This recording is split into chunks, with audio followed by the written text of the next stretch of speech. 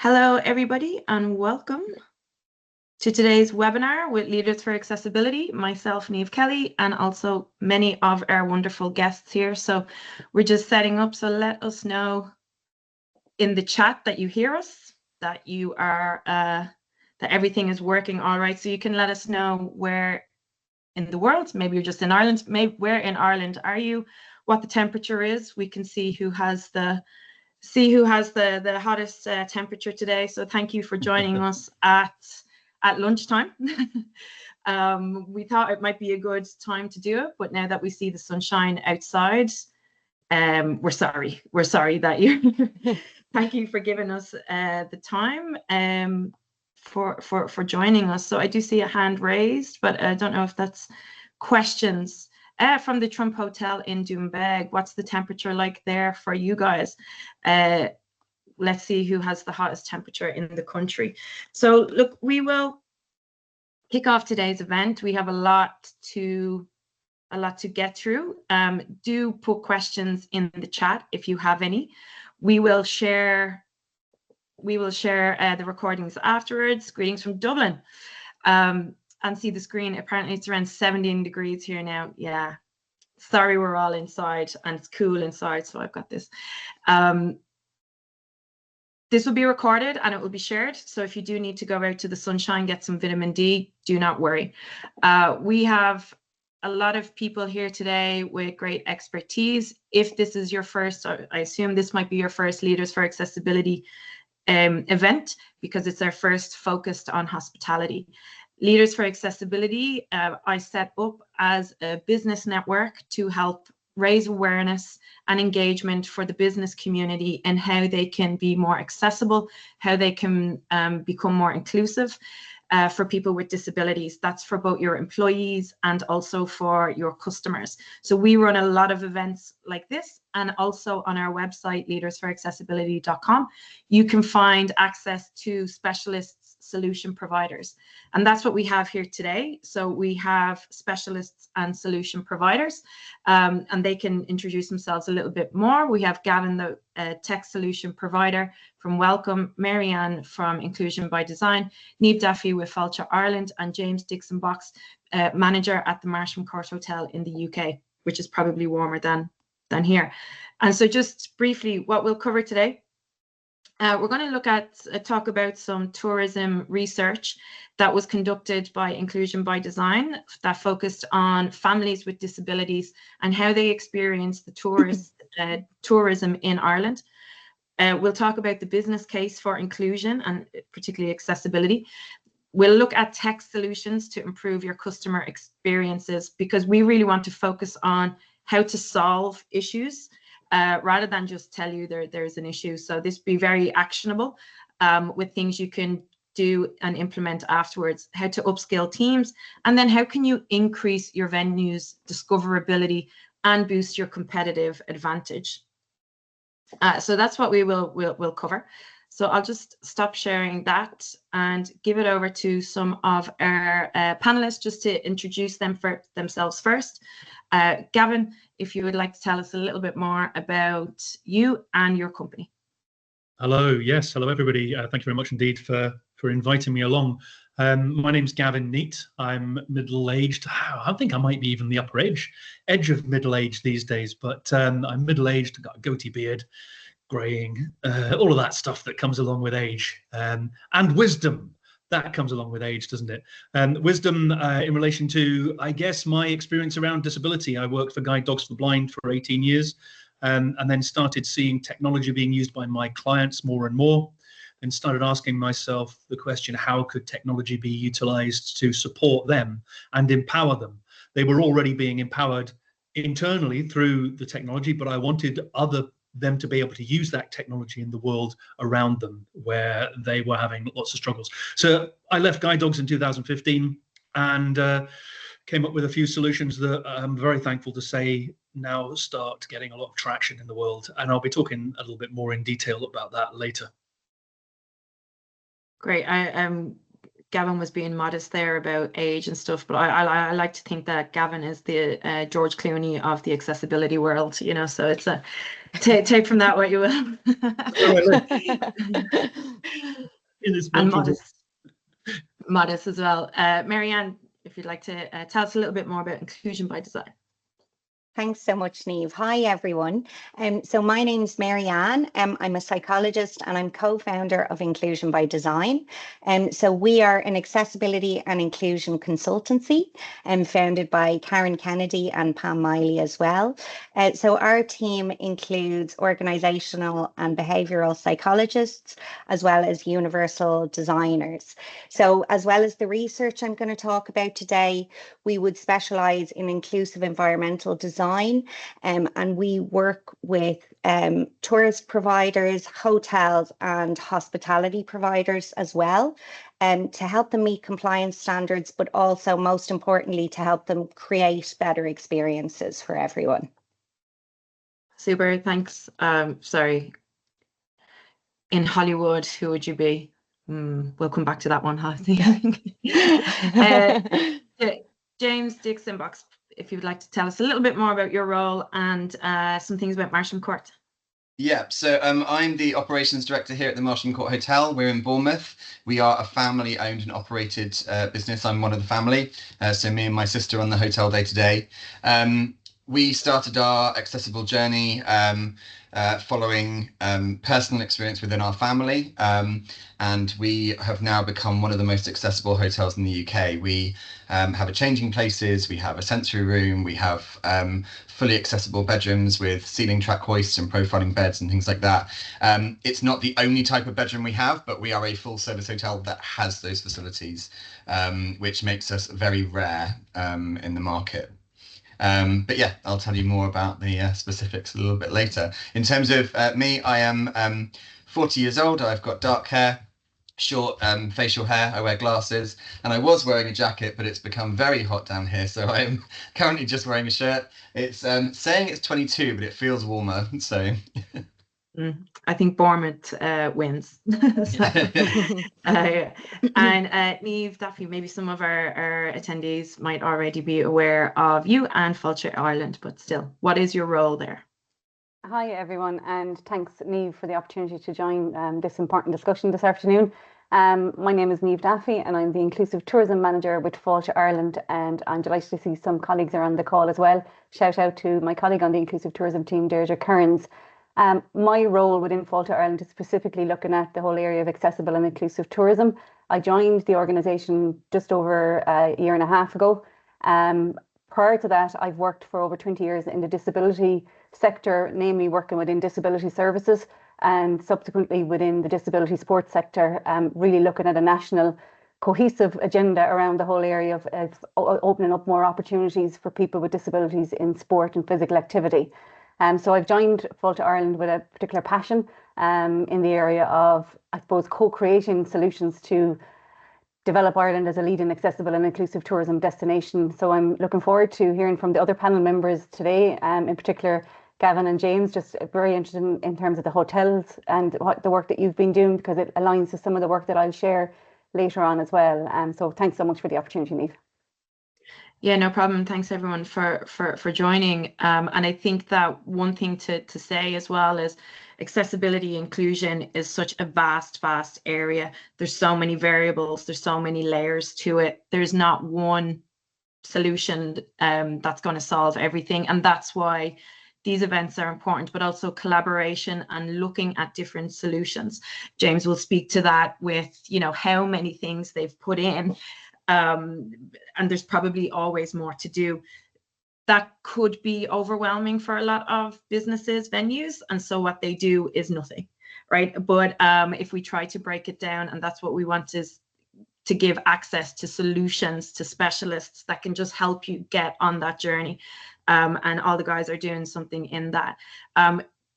In order to get on that journey, in order to know that there is something that needs to be solved or needs to be achieved, we need to have information, we need to have data and research around that. Otherwise, it's just based on opinion and it doesn't become priority. It doesn't get the funding or the investment that it needs. So MaryAnn with Inclusion by Design have conducted study of 70 families that have disabilities within them, and have been able to kind of uncover a lot of the feelings and sentiment of families in Ireland that have members with disabilities.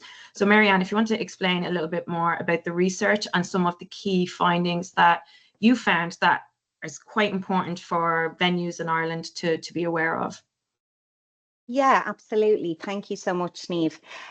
So firstly, our research focused on families with members with hidden disabilities.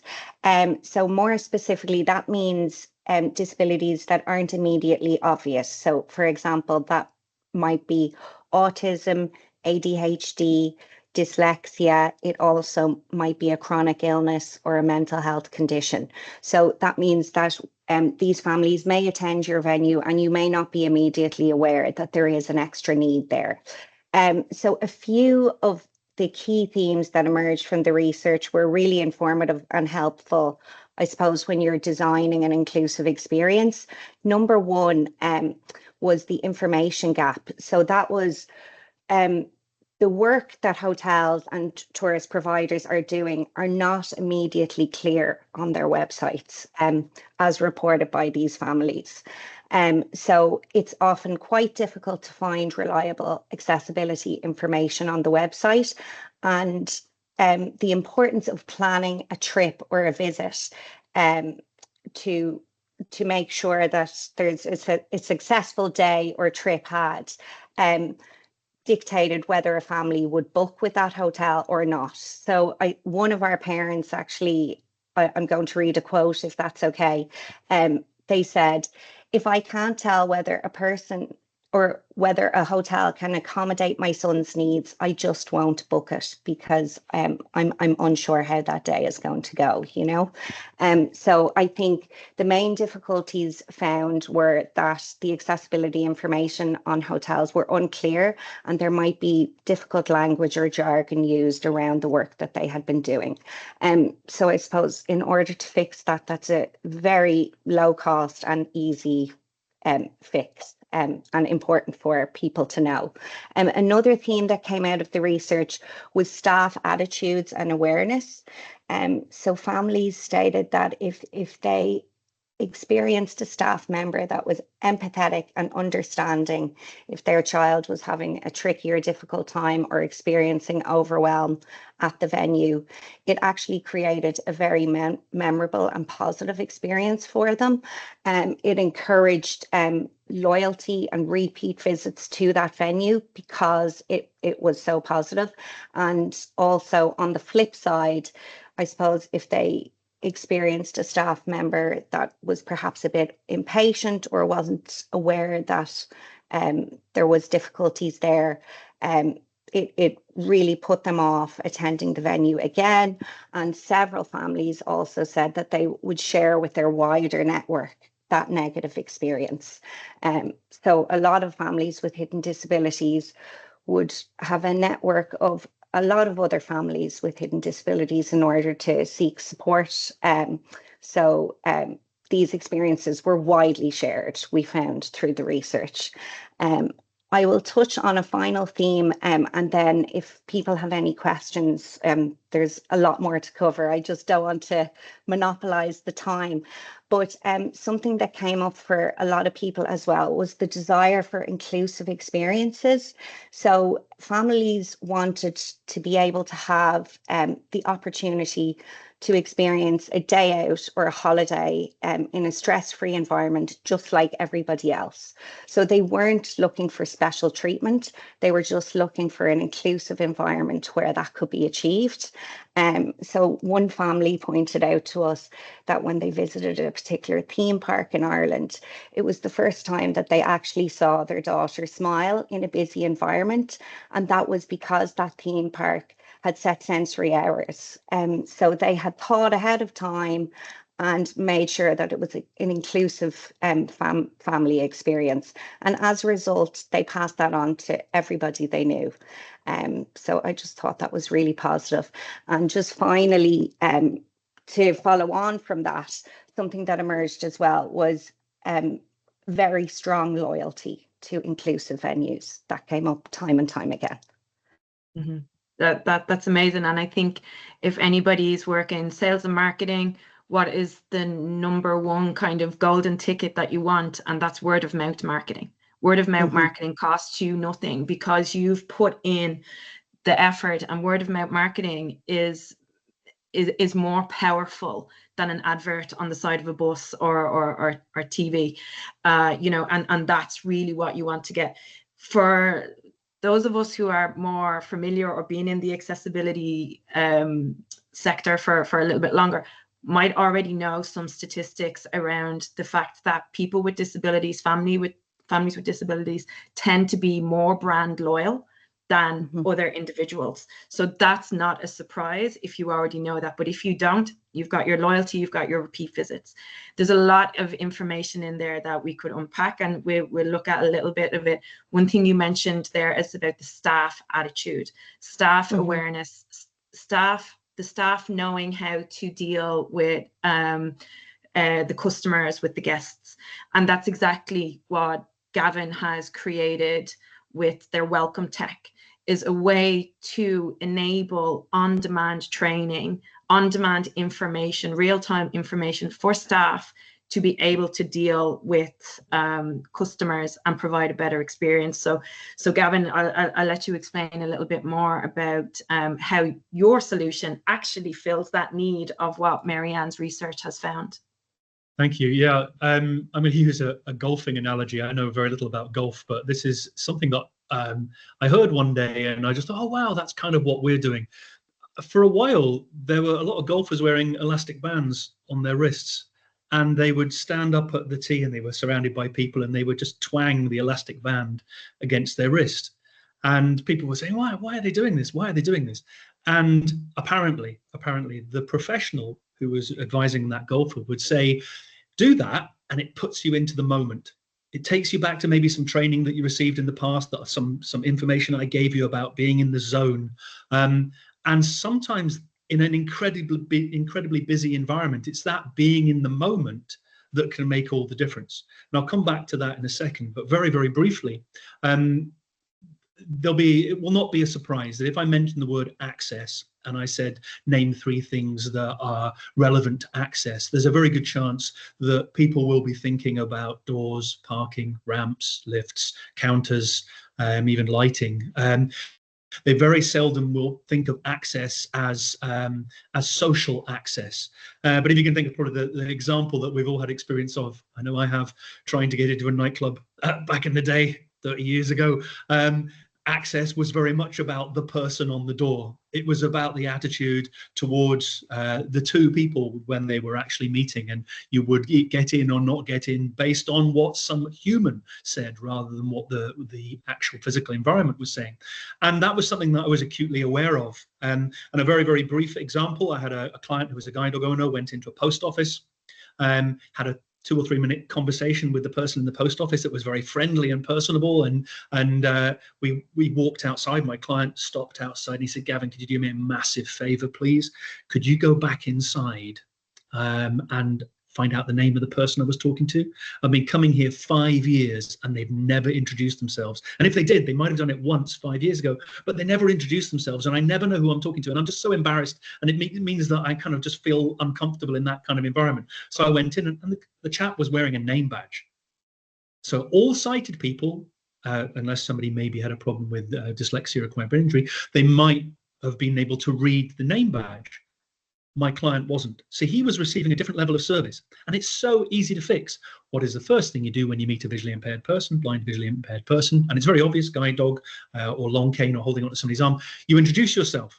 But so few staff know that, because in the moment, the elastic band example, they're not thinking about what they need to do. And everything that I did around that was giving information by the disabled person who was visiting directly to the person that they're going to be speaking to. If you think about the world of technology just for a second, if you order a cab, there's a very good chance you're going to watch it arrive on a map. You're going to know when that cab is arriving, and you're going to be at the door. Whereas back in the day, you'd be looking out the window every couple of seconds, opening the curtain just to see where the taxi was. Technology exists to such an extent now where we know when somebody is going to walk through the door. And that's exactly what I did with Welcome. I created a tool that allows the staff member who may or may not have had training the ability to flick that elastic band, metaphorically, read some information on a screen relevant to the person who's going to be standing in front of them in a couple of minutes' time, and then put that into practice. Remember to introduce yourself.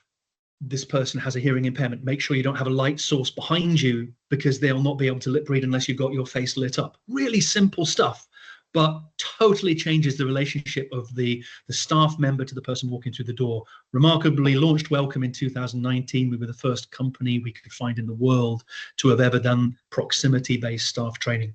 100% big fan of doing the training, but you need to have something that actually flicks that elastic band against the staff member, so that they know what to do. And I'm so chuffed, because obviously James and Marsham Court Hotel use this technology alongside so many other fantastic resources that they have. But yeah, that's what Welcome does. That's why it does it, importantly, and that's who we're helping: staff member and disabled person, and of course the hotel or any venue that the service is actually in use.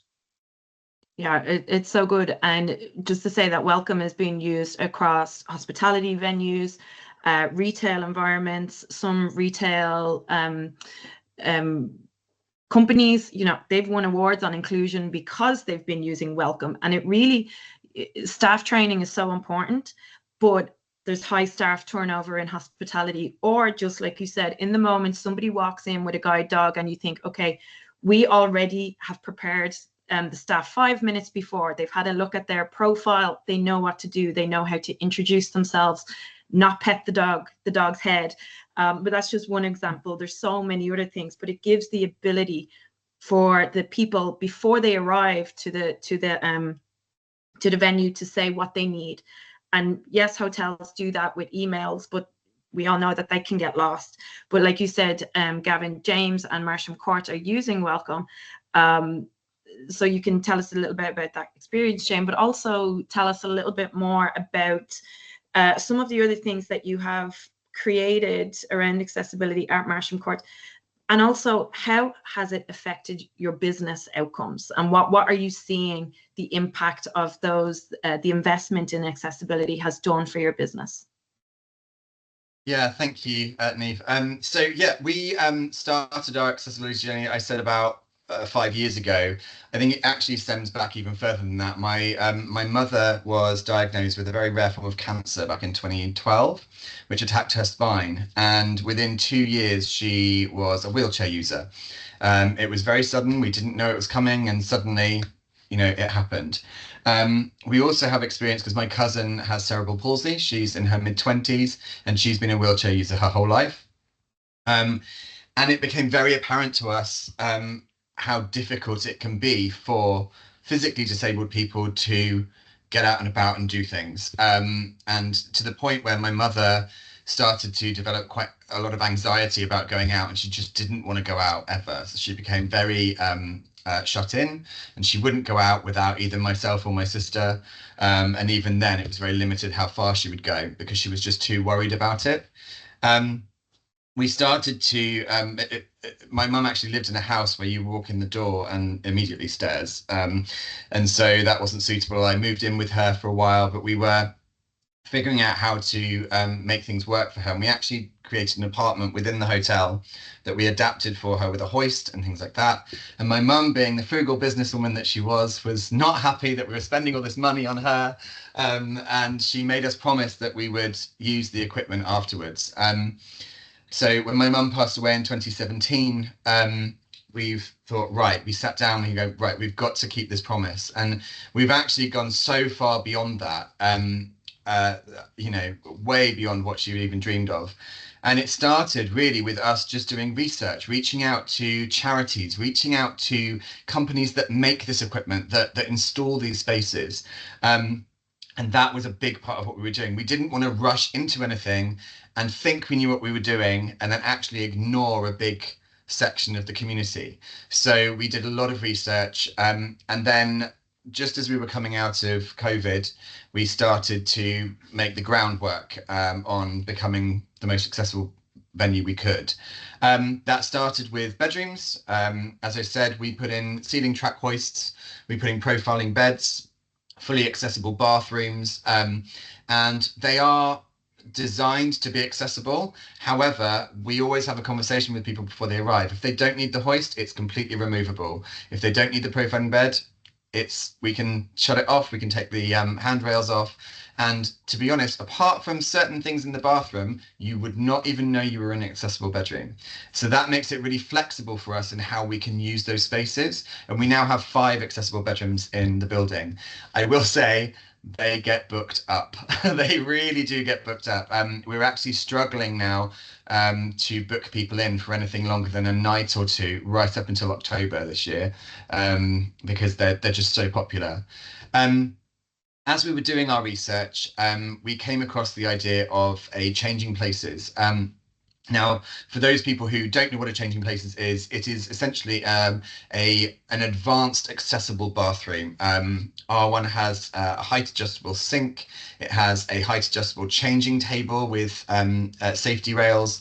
It has a disabled toilet, the shower with the changing table. It all has an H hoist within the ceiling, so a disabled person can get anywhere in the room. And they're usually placed in things like shopping centres will quite often have them. Occasionally, large theme parks will have them, things like that. There is one in the town centre of Bournemouth, but it gets a very bad rap because to get into it, you have to go to it and then call someone at the council and then wait for them to come from the town hall to come and let you in to use it. It's not great. So we decided that actually this was a good move for us, because not only would it be great for non-residents and residents alike, but actually if we've sold out of accessible bedrooms and people are okay with the accessibility in the bedroom, but they need assistance in the bathroom, we then have a bathroom that they can use even if they are not in an accessible bedroom. So it expands the number of people that we can facilitate within the building. While we were doing the project, we then started talking to a number of charities again, and we started talking about neurodiversity and hidden disabilities. And it was suggested to us a sensory room. Now, a sensory room is not unique in our hotel. They are becoming more popular around the world in hotels. And for us, we had a storeroom that had some events stuff in it, but it wasn't really used very much, and it was big enough to create a really good sensory room. And it was actually kind of the last thing that we put into the project, and it was one of the cheapest things we did in the project, actually. And it's become one of the most popular parts of everything we've done. It gets used all the time by residents and non-residents alike. Not only that, but when we have neurodiverse employees, they can use it as well if they have a period where they get overwhelmed and things like that. Hotels can be a busy space, and so it's really, really good for us to be able to offer that. As I said earlier, the accessible bedrooms have absolutely flown, and we knew that that was what we were aiming for when we started the project. What we have found since then is actually the number of events that we have gained because of the accessibility that we have is huge. We've had weddings come in because they have guests who need a changing places, and there was nowhere else that they could find that would work. We had a wedding couple who came whose son is disabled, and they were really worried that they were going to have to get married without their son. And they managed to come here and have a wonderful day, and he managed to stay the whole day, which was incredible.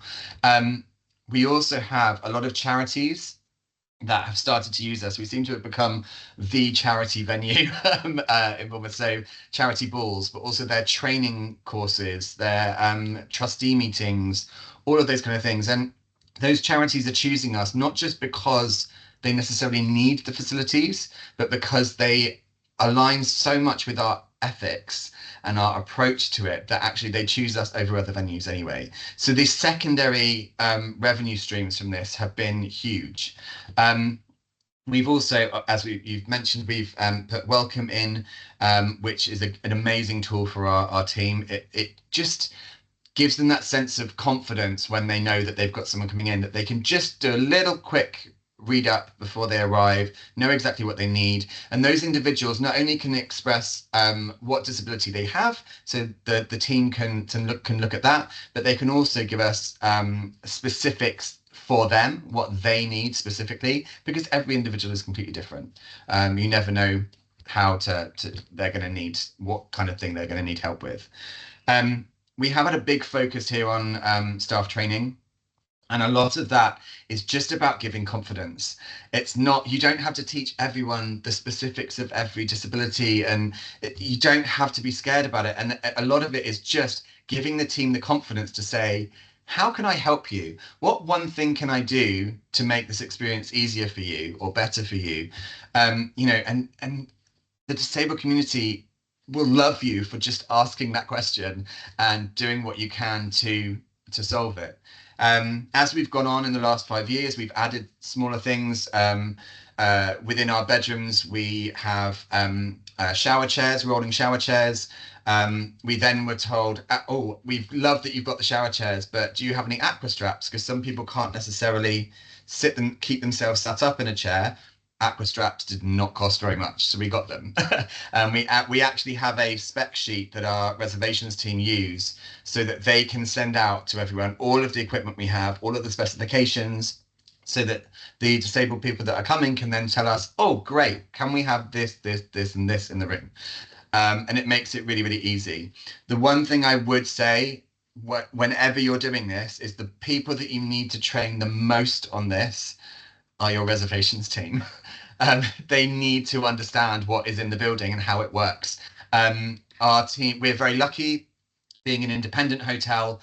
Our reservations team is sat in the building. They've been in these rooms. They've seen the equipment. They've seen it in use. They understand what is there. It becomes harder for people with a central res, and I understand that. But if you have a central res, make sure they understand what is in those bedrooms. I've had experiences where I went to the Disability Expo in London a while back, and I took my cousin with me because I thought she's the best person to have on stand with me. She understands the hotel, she understands people's needs. And I thought, it's in XL in London. They had the Paralympic Games there back in 2012. There'll be loads of places to stay. It was a nightmare trying to find a hotel that would accommodate her. And I spoke to a large hotel, part of a chain out there, and I said, can you tell me your accessible bedrooms? Is there a gap under the bed so that we can hire a hoist and the hoist legs can get under the bed? They didn't know, and they said that they would call me back. I called 3 times and they never called me back with the answer. And so I went somewhere else. You know, so little things like that actually make a huge difference. And it's just about letting people know and understand what you have in your building. Another thing that we've done, which has been really, really well received on our website, is we did video tours. We did video tours for all of our communal areas, just to show people around. And we did one for each bedroom, showing you going from the entrance into the lift, down the corridor to the bedroom, see where it is, and then what was in the bedroom. We did that with my cousin. She was the presenter. So she literally, in her wheelchair, showed people around the building. You don't have to do that. It could just be you, and it doesn't have to be an amazing production. It can just be on a phone. People don't need an amazing production. They just need the information. And the fact that they can see for themselves with their own eyes makes a huge difference when they're being, with their confidence in coming away. We did find when we first launched our bedrooms, our accessible bedrooms, we found that people were coming away for a night, maybe 2 nights, because they just wanted to dip their toe in because they're worried, because people have had bad experiences where they've gone away and they've said it's accessible and it's not. Now we're finding people are coming to us for longer stays. And we talked about word of mouth marketing earlier. The disabled community are loud and they talk to each other. They really do. And as much as we've done some PR and we've done some events and things like that, the best marketing for us has been word of mouth. We've gone on social media, but we've just joined groups and started talking about it with specific interest groups on Facebook. And that was the biggest part of marketing. Organic marketing for us on this has been massive. Yeah, I think we can all maybe do a round of applause there for James and totally, I mean, so insightful there. And again, there's so much information in there, and you touched on some of the things going back to MaryAnn's research, the information gap. And you guys have been dedicated to it, and also being able to see those business outcomes. And when you said about, you know, a couple may not have been able to bring their son to their own wedding because they couldn't find an accessible venue, like that's really impactful for people's lives. So, you know, Fáilte Ireland are doing quite a lot around this as well, trying to you know, try to break down the barriers, try to get companies on this journey. Some things you've said there are not everything is very costly, but the business outcomes from this have been, you know, significant. The brand loyalty, the word of mouth marketing, completely booked out, getting more events, getting more conferences, all of those things, you know, is something that I think Fáilte Ireland are also trying to help their members to be able to do. So take it over to Niamh so you can tell us a little bit more about things that you have going on. Yeah, thanks, Niamh. I suppose just I was going to refer back to some of the data that MaryAnn shared, just in terms of the information piece again, because it's definitely something that we have found in our first year of existence as an inclusive tourism team. We reached out to industry to understand the current status of accessible and inclusive tourism in Ireland, but we equally did an international piece of research to look at, I suppose, you know, who are the key players internationally in this area and where could we learn from others as we develop a long-term plan for accessible and inclusive tourism in Ireland. And out of those two research projects, information was key. It really stood out about the importance of let us know before you go. And equally from the industry perspective, there was a huge amount of industry currently not providing that accessible information and the accurate, I suppose, and reliable information that you referred to, MaryAnn, currently as part of their business. So we looked at, I suppose, where could we start as an inclusive tourism team and what could we start to provide and what would be beneficial supports for industry to go on a journey. And we very much always refer to it's not a race, it is a journey. And over time, they will learn more and more from engaging with their visitors as to what needs to be put in place to cater for the needs of everybody. And we decided to focus on information. And together with our enterprise development team, one of the first things that we did is develop a capability framework, which is an accessible and inclusive tourism capability framework, which is basically a suite of training modules for industry to engage with over a calendar year. And they cover topics such as introduction to accessible and inclusive tourism, inclusive customer service, accessible information and digital accessibility, and also then look at really the whole area of universal design in tourism as well. So we were very keen to look at the development and delivery of these modules from a co-design point of view. So we reached out to facilitators who have lived experience themselves of disability to help us design and deliver this content. But we also have a lived experience expert panel who sits alongside our enterprise development team to guide us on the development of that information as well. And I know we've had some collaborations and conversations with MaryAnn and Inclusion by Design and the work that they're doing as well, because we're very conscious as a national tourism authority that there's a huge amount of organisations that can provide supports and services with the expertise both in Ireland and internationally. So we're very keen to signpost the tourism industry to those individuals as well and to those organisations and to help learn from each other. And James, like from a point of view of learning from your experience, it's really that peer-to-peer networking and engagement that you can share that information and those insights, but equally share the positive business impact that you've received.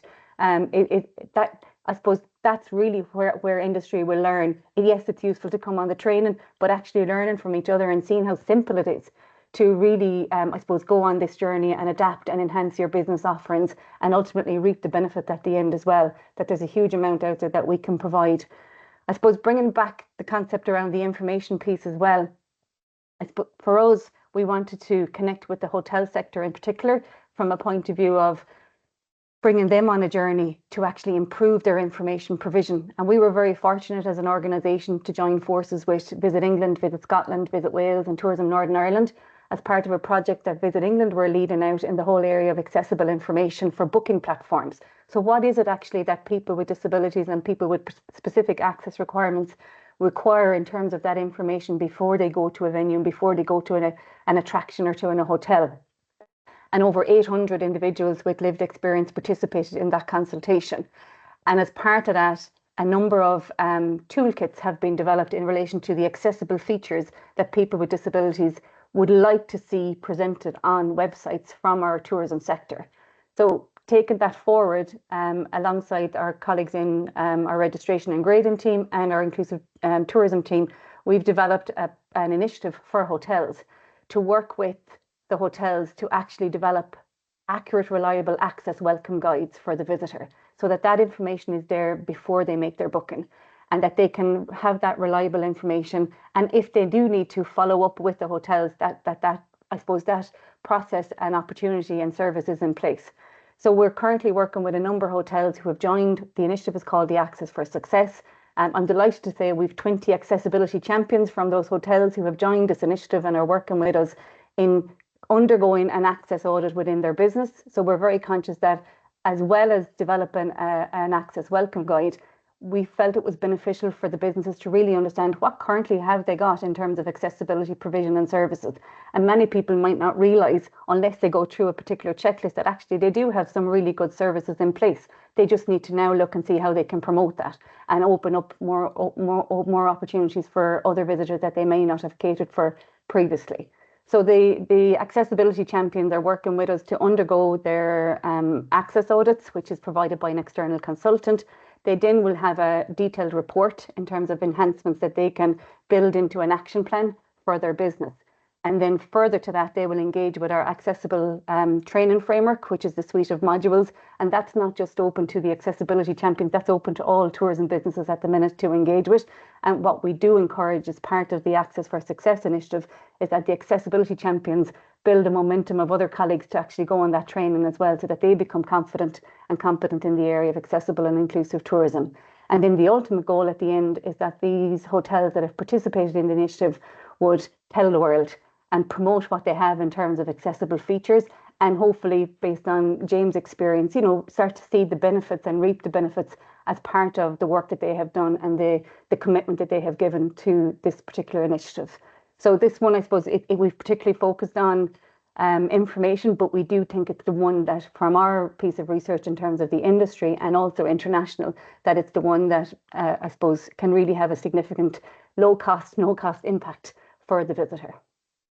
Yeah, absolutely. And like I said, there's not one solution. And so with Fáilte Ireland joining forces with all of those other organizations and getting real feedback from real people, it is the best first step for being able to create something that's actionable. I will say that any of the resources people have mentioned here today, the research, Access for Success, links and details I'll share afterwards in an email. And I'd also like to know, maybe from the attendees, if you're working in a hotel, is your hotel accessible? Or have you thought about that? Maybe you just say, yes, it is. But how many people know that it is accessible? Is there an information gap there between what you provide and what people are looking for? So I will say, from my own experience with the Leaders for Accessibility Network, I'm trying to organize an award ceremony, a conference for next year. I know there's going to be people coming to that have disabilities. So I then need to go and find a venue in Dublin or in Ireland somewhere that will be suitable for the attendees at this conference with disabilities. That means that I have to go onto hundreds of websites, hundreds of hotel websites, search each one for the information, and then probably go and visit. So there's a lot of time and there's a lot of effort involved in that, so what you can do today is have a think, is your venue accessible? Would you like it to be more accessible?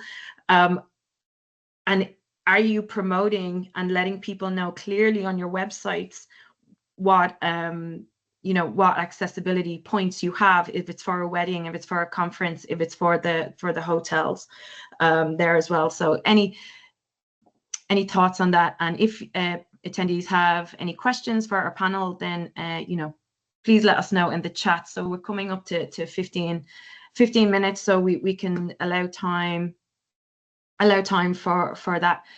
One thing I will mention is that with the solution providers, with Gavin with Welcome, with MaryAnn Inclusion by Design, and Niamh mentioned I think you were probably mentioning Matt McCann there as well. Access Earth, another great company that has a lot of solutions.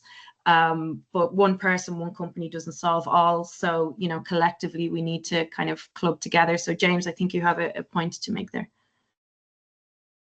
Yeah, for me, the other thing I wanted to talk about in terms of a business benefit as well is one of our big goals that we created when we started talking about accessibility was to create a community within the hotel that reflects the community outside of the hotel. That's sort of what we talk about all the time when we talk about accessibility and inclusivity.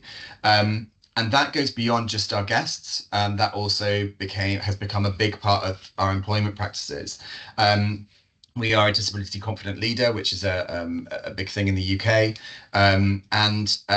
For us, we've started working with a lot of charities on work experience and supported placements and apprenticeships and all these kind of things. That has been a big part of our project as well. But within this, both with our guests and with our team, what it's done is it's created such a sense of community within our building.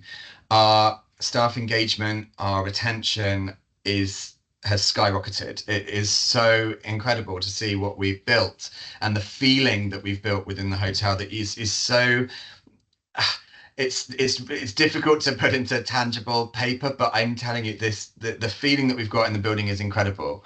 And that is unmatched. You can't buy that.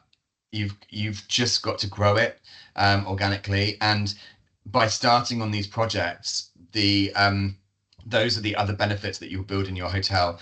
I always say to people think my job is to run a hotel, and to a certain extent it is, but really my team run the hotel. I am here to support my team and give them what they need and the tools that they need, and to make sure that they are happy and healthy within the building. And that is my focus every day. And actually, with what we've built and the sense of community that we've built within the hotel, my team absolutely fly. They soar, they are successful, and they will bend over backwards to make sure that the hotel is a success, because they care, because we care. And that's the main thing. Invest in people, employees. Gavin? Yeah, just to really add to that, and this is a question that might be in people's minds, but they might not be mentioning it. Traditionally, if you delivered services for disabled people, especially in hospitality, and certainly in Guide Dogs for the Blind, they had hotels that were just there for disabled people. And it's a question for James, really, within that is, do you find that you have non-disabled people coming and having a fantastic time as well, as much as you would have had before? Have you found that it's just disabled people? Because I think that might be a bit scary or worrying, that for some people that they're just then going to be seen as being a disability access hotel. Well, I talk about we've got 5 accessible bedrooms. I have 95 bedrooms, so it's actually a relatively small percentage of bedrooms that are fully accessible. And disabled people aren't only wanting to socialize with other disabled people. they want to be part of, and that is why I think I mentioned earlier, we are very rare as a full service hotel that does conferences, events, full meals and restaurants and things like that. We are a full service hotel who also happen to be accessible. We are not just an accessible hotel, and that makes it quite rare. A lot of the accessible accommodation that you find out there, a lot of it is what's the word I'm looking for? Self-catering accommodation, and so, or on holiday parks, I tend to be a little bit better at it, but there are very few hotels that go to the extent that we have in terms of accessibility, and it does make it very tricky to find hotels that will cater for people's needs. But we are first and foremost a hotel. We are, and we have always been here. We've always been a hotel. We just happen to now be a hotel that has accessibility features. And I just want to bring in something that if you know Sinead Burke is the founder of Tilting the Lens and Ireland's probably most famous little person. And Sinead kind of questions, she's been on the cover of Vogue, fashion design and everything like that, and glamour is part of her life. And I heard her speak, and she said, you know, why why can't we have beautiful things? Why can't we go to beautiful places just like everybody else? And I think that's the essence of inclusion, really. You know, you make it accessible for it to be inclusive. You know, and so there's quite a lot on that. And also going back to MaryAnn and looking at hidden disabilities, we don't know, we can't see anything. You know, there's so much there that is that we're unaware of, and especially now, it's really important for us to kind of be more aware of things. So look, we're coming up to the end, and what I want to do is just kind of share some actionable things for the attendees. Some things that we've kind of clubbed together with Gavin, with MaryAnn Inclusion by Design, and just kind of go back to some of your points, MaryAnn, from the research, which we'll share. Some of the research findings I picked out from your research was 40.3% of families never travel at all, and you can speak on a bit of this if you want. 73.1% reported a lack of understanding from staff. 40% poor communication with the venue and that information gap and the customer experience. And one thing was that unpredictability of what to expect at the venue. So that's where we have that information gap as well. James has put some things in on the Marsham Court. So I just want to share what we, Inclusion by Design, offer in-depth staff training on hidden disabilities, or training your staff around hidden disabilities, on sensory issues, the Welcome app for customer service. And then now with Leaders for Accessibility, what we've done is we're creating a new branch of our services called Purple Places, where you can have video promotions of your venue. So what we're trying to do is tackle those key issues, the information gap and the unpredictability, because if we can provide, if we can reduce anxiety. So for example, with videos, we can bring authentic stories of people with disabilities to your venue. It's not just people in wheelchairs. There's multiple different disabilities that we don't see. But with Purple Places, this is a purple pathway that we're creating, where your venue can improve training, get access to technology, and also promote yourself on social media and on our Purple Places network.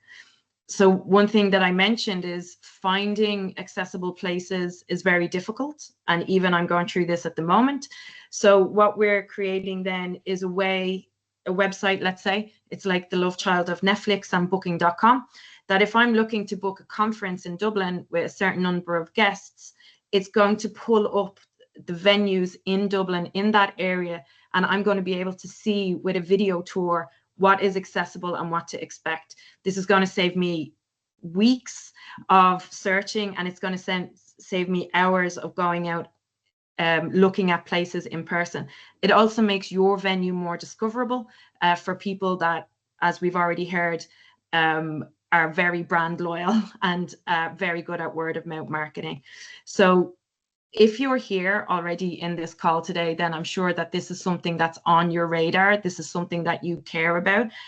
But what's the next steps? The first next step could be think about, do that audit. Maybe you're with Fáilte Ireland, of what is going on in your organization and what gaps exist. So I'll just read Gavin's message. Just knowing hotel staff, just letting hotel staff know you have epilepsy and what to do can be the difference between a booking and not having a booking. Yeah, exactly. They might not need you to act, but they might feel less anxious about there. So if you can let somebody know that someone in your party has epilepsy, someone has a hidden disability, you know, like we said, that customer experience. And I'll bring maybe MaryAnn, you might have some final points on that from your research. You know, the willingness, is there more willingness of people to go to venues if they see places putting in this effort? Oh, absolutely. People are very keen to travel, enjoy holidays, access inclusive venues and inclusive experiences. And that was brought up time and time again. And it's just the difficulty of finding information about that presents as the major barrier. And I suppose I know everybody has touched on it, but it definitely is a collaborative approach. It's definitely a journey. So don't worry, you know, where you are, what your starting point is. Reach out for some advice and help. Niamh outlined the fantastic resources available with Fáilte Ireland at the moment. And there's also a work access grant to consider. So that offers a great solution to subsidise your training for hotel staff in Ireland. And it also supports employees with disabilities through work needs assessments as well. That's part of the work that we do. So yeah, that's something I can provide more information on if interested. But I suppose final thoughts would be that universal design improves everyone's customer experience. It's not just for people with disabilities. And I think that's something that we often forget. So if you have really improved, more accessible signage, say, in your venue, that's going to help somebody with dyslexia, but it's also and somebody with a sight difficulty, but it's also going to help somebody that's tired and lost. If you have staff that are more empathetic, patient and understanding, that's going to provide a great experience for a family with hidden disabilities, but it's also going to provide a great experience for another customer who might have an unusual request. So I suppose that's a really important aspect to remember. And often the changes can be very much lower cost than you initially think to make huge improvements. Yeah, and just a point on that, it's not always for people with disabilities. My aunt is like in her 70s and went to a concert the other night and went out to the toilet and got completely lost. She couldn't find her way back. The signage, and you know, it's tiredness, it's situational, and the better we can make things for everyone, the better.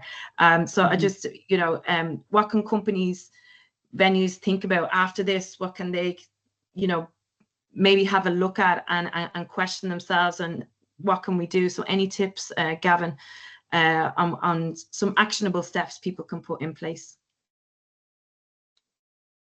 So when we came up with Welcome, and I'm going to talk about it because I love it so much. It works incredibly well. When we came up with the idea, we just kept it really low cost.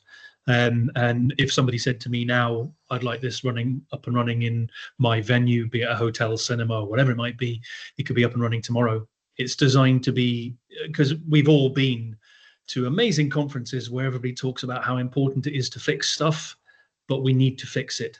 And if you can have a solution up and running by tomorrow, why wouldn't you? And I think that's top. The other thing that I'm always at pains to say is employee resource groups. ERGs are absolutely phenomenal. Ask the experts that already work for you, and then, as James does, employ more experts, because they're the guys that are going to actually make it much easier. You're not going to have to bring in somebody to come and tell you what to do. I'm getting goosebumps even thinking about this. I don't even know, like, seriously, covered in goosebumps thinking about this stuff. That's how much it means. And anybody in this group here, we love working in this sector because we know that when people take it on board, they put it into practice and they'll start loving it as well. Absolutely. I'm just sharing in some links here, and I'll share them in the email as well. I'm conscious of time, but any quick tips, James, that you can share with people? For me, reach out to a local charity, reach out to local experts. Don't do this alone, because you don't know what you're doing to start with. Reach out to people who understand and can advise you on the easy changes to make. And like I said, a lot of it is just about giving your team confidence. Give them that confidence to ask the question and just say, how can I help? I think when we started, we were a bit worried that we were going, oh, we're saying we're really accessible. What if someone comes and we can't quite meet that demand? We're never going to be all things to all people, and people are actually really understanding. And as long as you can give them the information before you come, which is what we talked about a lot today, that's fine. They will understand. It's not a problem. We have not had any bad backlash because we can't do a certain thing. So just have that confidence. Great. And Niamh, I'll give the final word to you on what people should be thinking about from going forward? Yeah, I think there's been a huge amount of guidance provided on this call today. I suppose just to take the time to just reflect on currently where your business is at in terms of accessible and inclusive offerings. So, you know, reach out to some of the supports that's been offered here, and equally on Fáilte Ireland's Business Support Hub, there is business access checklists where you can walk through your business to really get a feel for, well, what areas of my business currently have I accessible in terms of the offerings, and what could I improve, and actually develop your plan based on that. So, you know, simple steps to enhance your offerings. And I would 100% agree with what James has said. Connecting with, we use, and it's used across the disability sector, nothing about us without us. So connecting with people with disabilities, their families, and the disability groups in your communities, because that's really where you learn from, I suppose, the experts with the lived experience to understand what they need and what a positive experience is like for them. So definitely reaching out to the organisations and charities within your locality. But equally, there's so many experts and organisations that can guide you on your journey as well. So while Fáilte Ireland might not have all the answers, we do know of others in the sector, both nationally and internationally, that we can signpost to. Yeah, absolutely. Not everybody has all of the solutions. And that's one thing I shared in there. Leaders for Accessibility, our network has over 10,000 businesses receiving kind of weekly information, joining these events.